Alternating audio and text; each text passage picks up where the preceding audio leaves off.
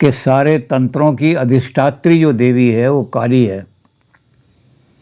जितने भी तंत्र हैं उन तंत्रों की जो सब पर जो अपना अधिष्ठान रखती है, यानी सबकी जो पूज्य है, आराध्य है, सबकी ऊँची, वो है काली। काली का रूप जो है वो बड़ा भयंकर रूप है। इसके बारे में एक दिन हम बात भी कर रहे थे, थोड़ा सा जिक्र किया था अति सौम्याति रौद्राय में, कि काली का रूप बड़ा रौद्र है। उस रौद्र रूप में सबसे बड़ी दिक्कत ये होती है कि उसको देख करके आदमी कांप जाता है। भयंकर दंष्टा कराल बदनी, बड़े बड़े विकराल दांत हैं उसके निकले हुए। उन दांतों के कारण से बड़ी भयंकर हो जाती हैं वो। और शिरोमाल विभूषणी, जितने भी राक्षस हैं उनका सर काट करके उस खोपड़ी की माला से अपने आप को श्रृंगार करती हैं। वो खोपड़ियों की माला सारे जितने राक्षसों को मारा उनका श्रृंगार का एक ही रूप है। उनके रक्त से, उनके शोणित से अपनी खप्पर भरती हैं। जिस खप्पर से उनकी प्यास बुझती है, वो खप्पर जो है भरा हुआ होता है, तब वो शोणित की रास से, तो उनका बड़ा भयंकर रूप है। उसके बारे में दूसरी चीज़ भी देखी थी हमने कि जो तंत्रों का भयंकर रूप सिद्ध करते हैं, घोर तंत्र जिनको कहते हैं, उनमें क्या करती हैं महाकाली, ज्वाला करालम अत्य उग्रम शेषासुर सूदनम, वो अपना भयंकर त्रिशूल उठाती हैं। वैसे तो उनके सारे हाथों में हथियार हैं, शंखम, चक्र, गदा, शूल। तो शंख है एक हाथ में, एक में चक्र है, एक में गदा है, एक में शूल है। ऐसे 8 हथियार उनको लेकर के जब चलती हैं, तो उसमें त्रिशूल में क्या होता है कि जब वो भयंकर रूप धारण करती हैं तो त्रिशूल के अंदर बड़ी बड़ी ज्वालाएं निकलने लगती हैं, और जो उन ज्वालाओं के निकट में आ जाता है वो भस्म हो जाता है। तो काली का रूप बड़ा भयंकर है, महाशक्ति हैं। इस काली के रूप को जब ये चलती हैं तो इनको धारण कौन करेगा? इतना भयंकर रूप है। तो इनके आगे आगे जो हैं हनुमान जी चलते हैं ध्वजा लेकर के। शक्ति आ रही है, बच जाओ। जिसने इसकी शरण में आना है वो इसकी शरण में आ जाओ, और जिसने शरण में नहीं आना वो अपने नाश के लिए तैयार हो जाओ। तो शक्ति की घोषणा करने वाला आदमी जो है उनको लंगुर वीर कहते हैं। तो लंगर वीर जो है आगे आगे चलता है, महाभयंकर। हनुमान जी भी अतुलित बल धामम हेम शैलावदेयम, हनुमान जी अतुलित बल धामम हैं। जेहि गिरि चरण देहि हनुमंता, चले सुता पाताल तुरंता। तो शक्ति की आराधना करते हुए, घोषणा करते हुए कि महाशक्ति पधार रही है और बड़े भयंकर रूप में पधार कर रही है, इसलिए सब राक्षसों अपने नाश के लिए तैयार हो जाओ और या उसकी शरण में आ जाओ। तो आगे आगे तो चलते हैं हनुमान जी, पीछे चलती हैं उनकी योगनियाँ। ये योगनियाँ क्या हैं? ये भयंकर गीदड़ों के समान, जैसे गीदड़ चिल्लाते हैं इकट्ठे, और रात को बड़ी भयंकर उनकी आवाज़ गूंजती है गीदड़ों की, क्योंकि गीदड़ मिलकर के चिल्लाते हैं। तो ये योगनियाँ जब चलती हैं तो इनकी किलकार बड़ी ज़बरदस्त होती है, और उस किलकार के कारण से लोग कांप जाते हैं। तो जिन राक्षसों को ये गिराती जाती हैं, मारती जाती हैं, उनका मुंड तो ये अपने गले में डाल लेती हैं, और उनका जो शरीर है, उनके शरीर को योगनियाँ खा करके, योगनियाँ मांगती हैं, लाओ मांस, रक्तिम बलि चढ़ाओ। और जितने मरते जाते हैं राक्षस, वो योगनियाँ उनका मांस नोच नोच करके खाती जाती हैं। और उन योगियों को कंट्रोल करने वाला जो है सबसे उनके ऊपर, वो कहलाता है भैरव। संस्कृत में भैरव का मतलब होता है भयंकर, यानी जो लाशें पड़ी होती हैं और उनका खून निकल रहा होता है, उस खून को चूसने वाला, उस खाने वाला सारा का सारा, वो कुत्ते पर सवार होकर के आता है। कुत्ते उनकी लाशों को खाते हैं और भैरव उनके साथ साथ चलता है। तो भैरव का मतलब ये भयंकर। और इसलिए भैरव जब किलकार लगाता है तो दानवों के हृदय बहुत सारों के तो ऐसे ही खत्म हो जाते हैं। तो ये भैरव जो है ये देवी का पुत्र माना जाता है। उस भयंकर शक्ति का पुत्र जो है वो उसके साथ साथ चलता है, ताकि जो योगिनियाँ मांस खा रही हैं उनके साथ साथ उन मांस को योगिनियों को समर्पित करते जाए, उठा उठा के मांस खाओ इनको।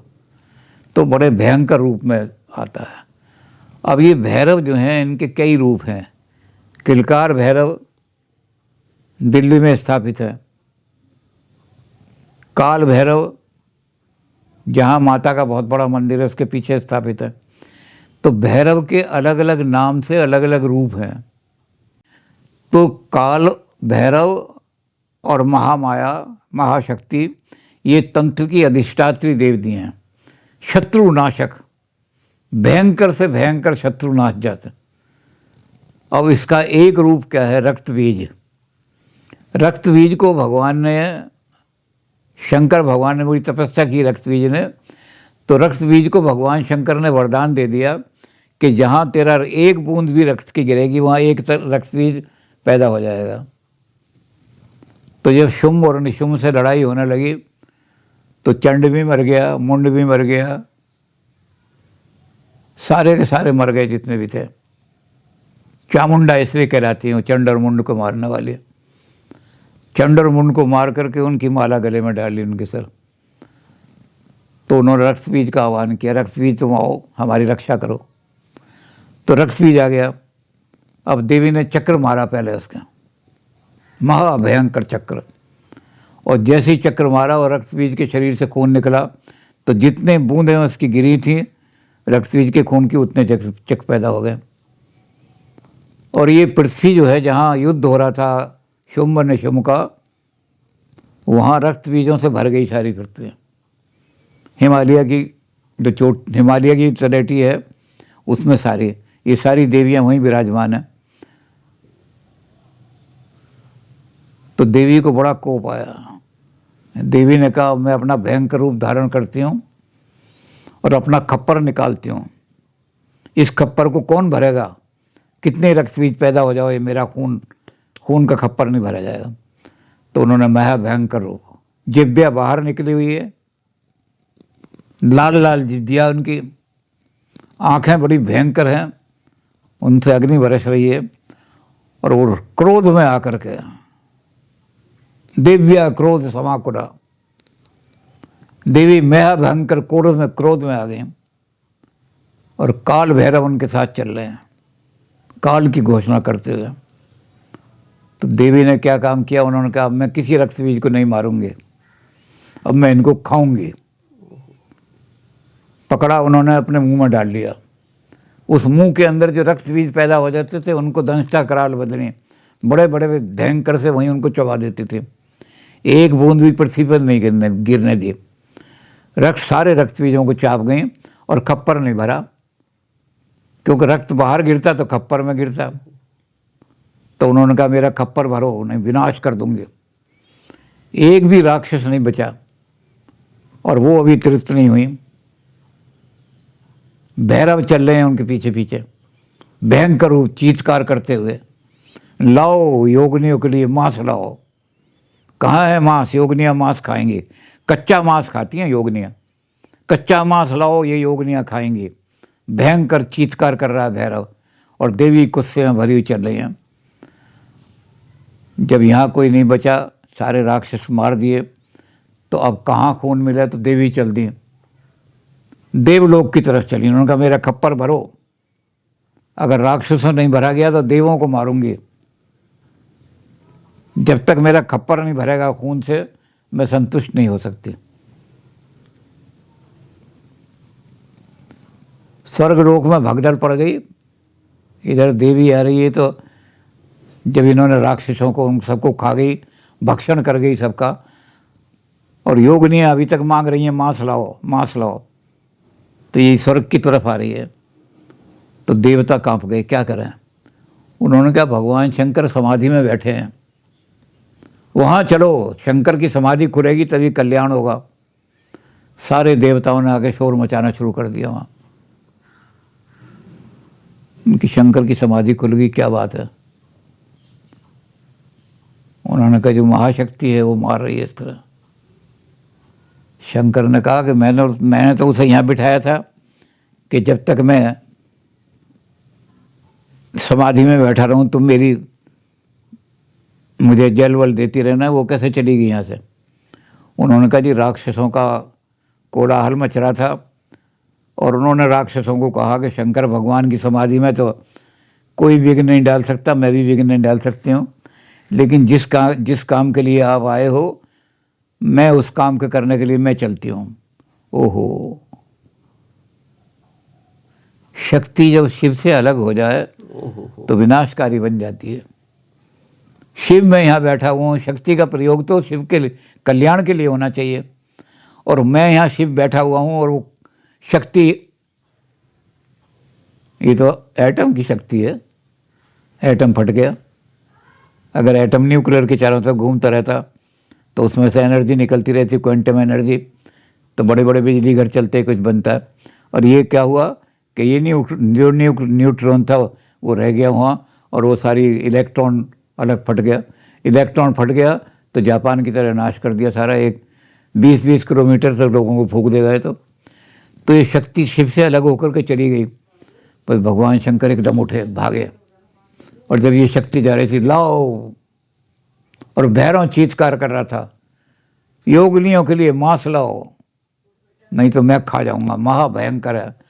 भैरव का शब्द ही संस्कृत में जैसे बताया कि भैरव का मतलब ये भयंकर, अति भय पैदा करने वाला। तो ये काल भैरव जो है तो इतना भय पैदा कर देता है कि शत्रु इसके भय से ही मर जाते हैं। तो भगवान शंकर जो है जाकर के रास्ते में लेट गए। अब ये तो बड़ी क्रोध में चली जा रही थी, लाओ रक्त लाओ, रक्त लाओ, मेरा खप्पर भरो। इसने नीचे देखा ही नहीं कौन लेटा हुआ है। जाके शिव जी के ऊपर पैर पड़ गया। जब शिव जी के ऊपर पैर पड़ा तो समझी शायद कोई मेरा शिकारी आ गया, कोई राक्षस। तब नीचे को देखा, ओहो, शंकर भगवान मेरे पति मेरे नीचे बैठे हुए हैं। वहीं खड़ी हो गई है, स्तब्ध हो गई। अब ये तंत्र का रूप है। वैष्णव ग्रंथों में देवी का ये रूप नहीं मिलता, शिव के ऊपर खड़ी हुई। शिव के ऊपर देवी खड़ी हुई ये किसी वैष्णव ग्रंथ में नहीं मिलेगा, ये तंत्र में मिलेगा। तो तंत्र में इस रूप में जब खड़ी हो गई, शिव ने रोक लिया उसको, और वो लज्जा के कारण से उनका वो जीभ जो थी ऐसी कैसी निकली, जो जीभ खून पीने के लिए लगी थी वो लज्जा के कारण से बाहर रह गई। तो भगवान ने कहा कि इसी रूप में संसार में तुम पूजी जाओगे। जिस दिन मैं हट जाऊंगा तुम भयंकर रूप धारण कर लोगे। जब तक मैं लेटा रहूँगा तब तक तुम शिव रहोगी, कल्याणकारी रहोगे।